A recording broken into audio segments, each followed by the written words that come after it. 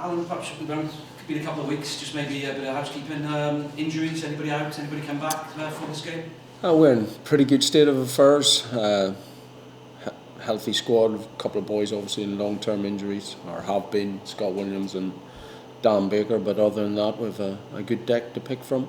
How pleasing is that, given it's come to the end of the long season? Yes, it's real testament to everybody involved.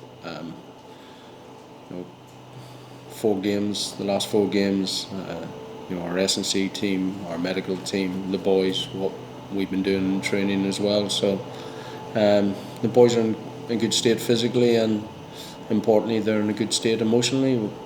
From a head coach's perspective, what's the last couple of weeks been like, not knowing when you play, who you play, until last Saturday night? It's been grand. We had a bit of time off after we came back from South Africa leading into the Blues. Then we had a few days off for last week. We had a good training week, got our balance right. I don't think any of us saw a team beating Saracens, so in our heads we were playing on Saturday night. Having said that, if any team was going to beat them, it was probably Leinster, but we spoke about it on Friday, that enjoy the weekend, take a breath, come in Monday ready to go for Saturday. And Scarlets for a Champions Cup playoff, it's added spice to that as well, the local rivals. Yeah, the Derby football has been fantastic all season, the couple of years I've been here, and no doubt it'll be another tough affair on Saturday. You look at the games between the two sides over the last couple of years, they've been one-score games, so we're under no illusions the level of performance that is going to be required on Saturday night. Given what happened a couple of months ago with the Ospreys and Scarlets off the field, is there certain irony that this game has come up at the end of the season? How do you reflect on that now? I suppose you couldn't write the script any other way, could you? For us it's about focusing on what we do well. Obviously playing the Scarlets, they're good men down there as well. Come across a few of them in my time here, and I have a lot of respect for what they've achieved. But I know we've got a good team also, and the battles on the field will be immense, and it's likely to be fine margins, bounce of a ball, maybe a decision, either with or without. That could be the deciding factor. We just hope that whatever we do, we leave everything out in the field, and you've seen over the last number of weeks there's a real buzz within our squad. We've come off 4 wins in the bounce since the Six Nations period. We've really come up on the rails to get into this position, and we want to ensure that we don't trip ourselves up on the way. And this week's about getting the balance right in terms of peaking correctly for Saturday evening. To be in this position with those wins after what happened in March, all the merger talk, what does that say about the squad and the region?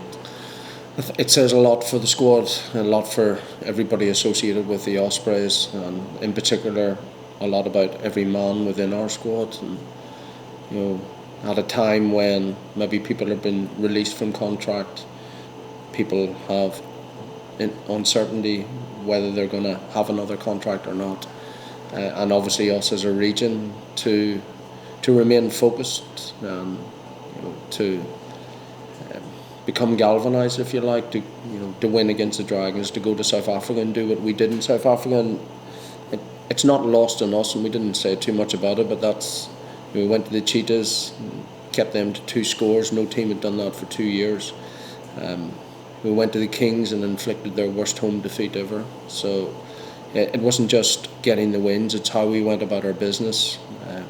Both sides of the ball, we've been defending well, and we've been putting points on the board. Just finally for me, Alan, what's happening with your defence next year? Obviously Brad Davis is now leaving, Sean's been with you for a day a week this week. What's happening with that aspect of the next season? Yeah, obviously we announced Carl Hogg last week, so things are going on behind the scenes, as with players. We're all just passing through to a degree in life, and Brad's been fantastic to work with for the last couple of years, and we wish him well at London Irish. But for us, we're working through that at the moment, and at the right time we'll announce what our defence strategy is, and that member of our coaching team will be for next season. And Carl Hogg, what will he add? Well, he'll certainly bring a real focus to our line-out, as well as experience across other aspects of the game, and in terms of his managerial experience that he's had with working as a head coach at Worcester. I've known him for some time, and he's highly driven. He's got a tremendous work ethic, and along with that, he's a quality coach. And are you hoping Saturday's not Allen Clarke's last game of the region? What was the latest on that? Yeah, most definitely. I've said before, I've gone on record, he's a talisman of what we're about, along with other senior players within our group and some up and coming players. And I hope he's here for the foreseeable future. And final one, Nicky Smith, Sam Davis, are they ongoing? What's the situation with those guys? Yeah, look, we'll be. I think we've been very respectful in terms of all of our contractual work this season. We haven't gone to press until things have been finalised, whether that be an approach to a player or whether that be a contracting or retention of a player. And that's part of our ethics here and our values, and I'll stick to that. But you guys will be the first to know, because we want to broadcast good news, and we'll have a few good news stories for you in the next week or so. You kind of touched on it already, but whatever happens on Saturday, how promising is it for you that the run of form the team's been on at the end of the season going into the future? Yeah, if you can come through what we've come through, it tells you a lot about the character. What's as pleasing, it's not more pleasing, but what's as pleasing, it's how we've played. It's whether we've been on the front foot or the back foot, whether the scoreboard's in our favour, whether we've been in times of adversity when we're down to 14 men for 20 minutes in the second half of the Principality. I thought we looked in control. I thought there was a real maturity about us. If you look at our last 9 minutes against the Blues in the Principality, we've got a line out on 70-28 in our 22 with 14 men, and it's an all-score game. We march our way up the field and we get the 3 points to win the game, and then we receive a restart, control. We're in absolute control, and I thought that in terms of controlling the game, where you didn't necessarily need a score because a draw would have worked in our favour, but we worked the field tremendously, and that's all credit to the leaders within the team. Do you feel like the style of play you want to implement can really improve next season, especially with a player like Gareth Hansen joining?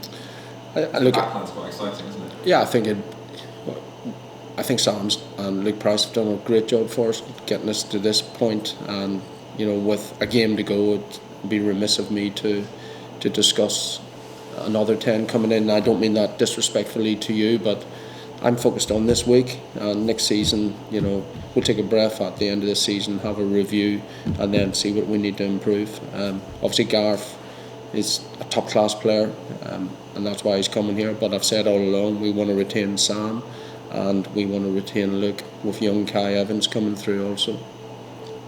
The last time you two played at Liberty, there was an awful lot of kicking both teams. Are we going to see something different this time, do you think? It'll be interesting. I think where you are in the field determines a lot. The momentum of the ball, the quality of your starter players coming off your set piece.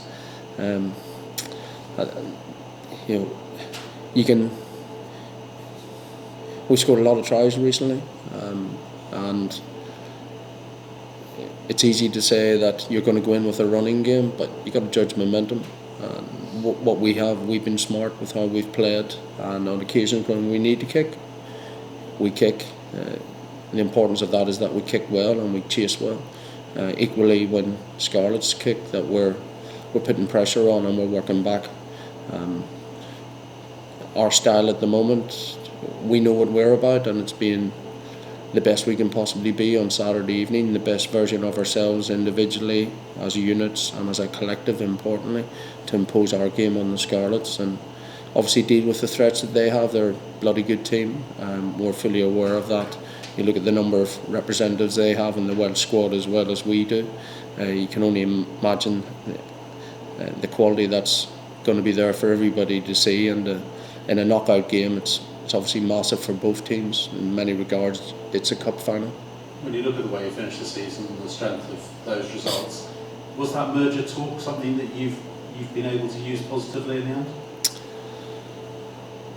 I think it's like anything in life, when you realise or you feel that you're maybe close to the end of something that's special. maybe you knock off the shackles a little degree, and you embrace the opportunity, the moments that we have in this world, because we're all very fortunate to be involved in it. And a club with, you look at the honours board here to my left, a club with maybe not the same history as some other clubs, but history in terms of the trophy cabinet has been exceptional. History in terms of representation for the Welsh squad and other squads has been exceptional, both at youth level, age grade, and senior in particular. And you very much want to be part of that, and the fear of this place not existing as its own entity in the Ospreys. It's too special for me, and I'm only here 2 years. So I can only imagine what that's brought out in the players, and your Justin Tippericks, your young Scott Ottens, your Sam Parrys, your Alan Wynne-Jones, your Ollie Cracknells, your James Kings, your Sam Davies, even Aled Davis, George North, who've come in, and I'm only mentioning a few, Owen Watkins, Nicky Smith, the list goes on. These boys have been brought up knowing the Ospreys and playing for the Ospreys, so if it's got me, you can only imagine what it's got those boys. You came out publicly, even Alan Wynne was talking about it at the Principality Stadium after a Wales game, wasn't he? So were you able to take that into the dressing room as well, or was it just the public face, or how did that work? In what way? Just in terms of talking out against the possible merger, that depth of feeling almost. I think